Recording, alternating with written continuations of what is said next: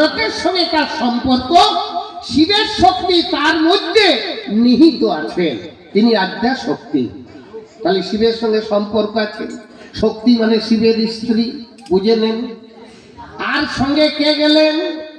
এই যে সঙ্গে গেলেন, কে কে গেলেন? প্রথমে গেলেন আমাদের বাম বাবু। বাম বাবুর ঘরে ঢুকালেন তিনি বামদেব। বামদেবকে না শিবের একটি নাম বামদেব। দেখছেন পুরো গানটাই আর শিবের সঙ্গে সম্পর্ক। উনি বামদেব, বামাচারী, শিব স্বয়ং মহাদেব। তাহলে এইখানে পায় না।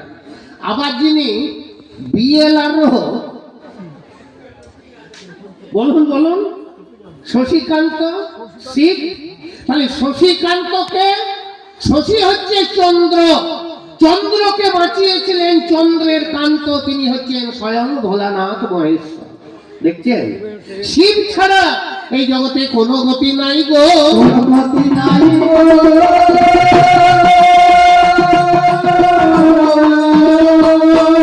আরেকজন বাকি রয়ে যাই গো, কোনো গতি নাই গো, বাকি রয়ে যাই গো, কোনো গতি নাই গো।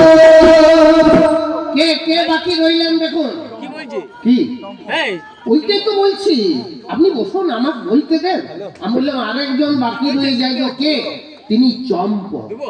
সেখানেও আবার শিবের সঙ্গে সম্পর্ক কেমন দেখুন। শিব ভক্তের বাস ছিল চম্পক নগরে।